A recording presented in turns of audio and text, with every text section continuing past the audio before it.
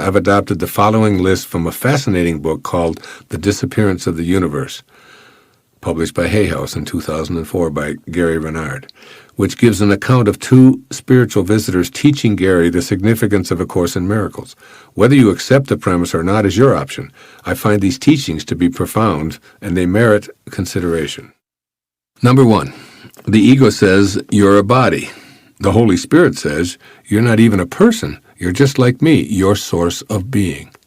This teaching shows that our ego insists we're impermanent, which is opposed to our being what Lao Tzu taught, that which never changes. That's what we are, that which never changes. Lao Tzu was a 6th century BC mystical spiritual teacher and author of the Tao. When we think about our life here on earth, we can't avoid the awareness that everything we experience, including our body, returns to dust to be recycled by spirit.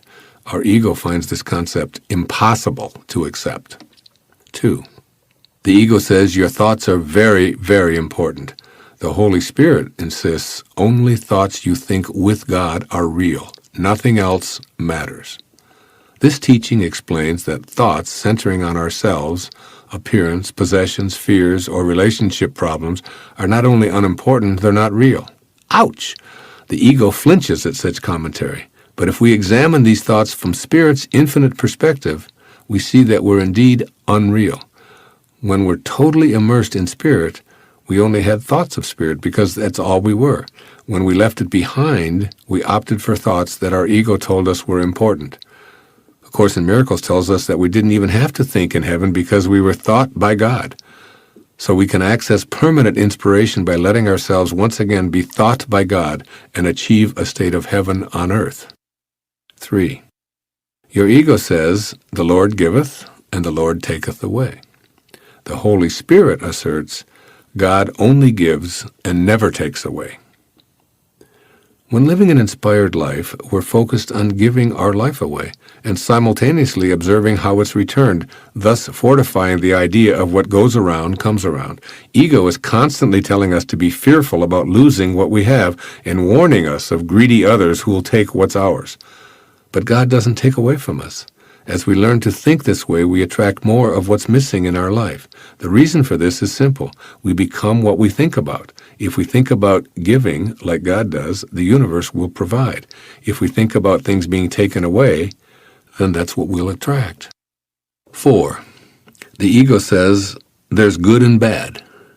The Holy Spirit maintains there's nothing to judge because it isn't real in the first place. When we accept the ego identification card, we agree to judge almost everyone and everything in terms of good or bad. The problem with this is that we all contain the same spirit from which we originated. If I make you bad and myself good, for instance, I deny the presence of spirit in you, whom I elected to judge. God sees it quite differently. Our spiritual source knows that only it is real. All of the ephemeral world of form and boundaries is not of its infinite nature. At our core, the place where we all originated from and return to, there's no one and nothing to judge. This takes some time to get used to, but once we grasp the truth of this observation, we're free to tap into authentic inspiration. 5, the ego directs love and hate toward individuals. The Holy Spirit's love is nonspecific and all-encompassing. Ego directs us to love some, be indifferent toward many, and hate all others. When we learn to be back in spirit on a full-time basis, we discover what we knew in our pre-ego time. There's no they. There's only one. The one source of all-encompassing love knows nothing of boundaries, differing customs, geographic divisions, family splits, or differences in race, creed, sex, and so on. It only knows love for all. Jesus points so perfectly to the differences between ego and spirit. When we were in spirit, we were a child of our Father in heaven.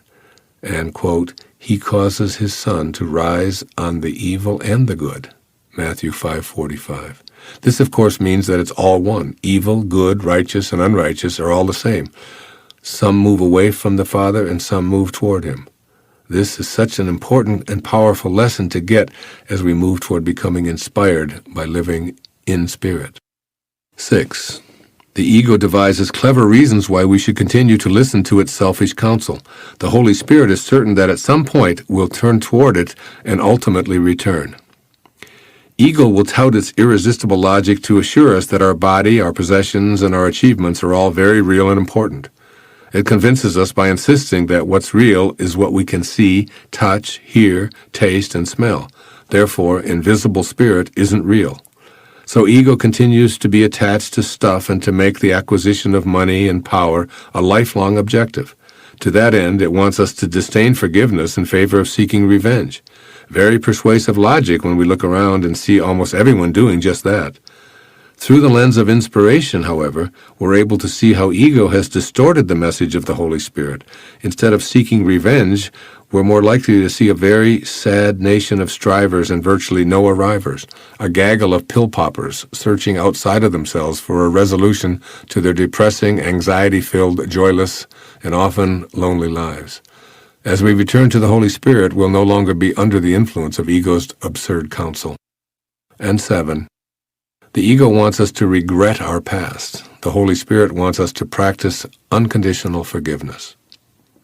The Holy Spirit isn't limited by a past or a future. There's only the eternal now.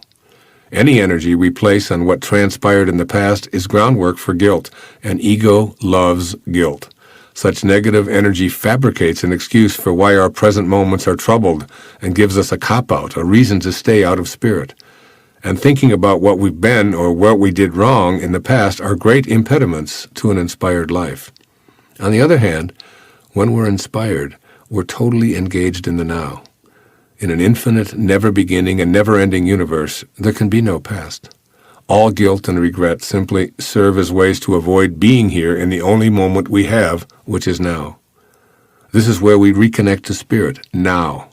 If we choose to use up this holy instant with regrets about a past that's only an illusory thought, then we're unable to be in the joyful, loving, peaceful present moment. Cramming this holy moment with thoughts of guilt, remorse, and regret is great for ego and keeps us totally resistant to being in spirit. These 7 messages are the dominant ones the ego drones on about.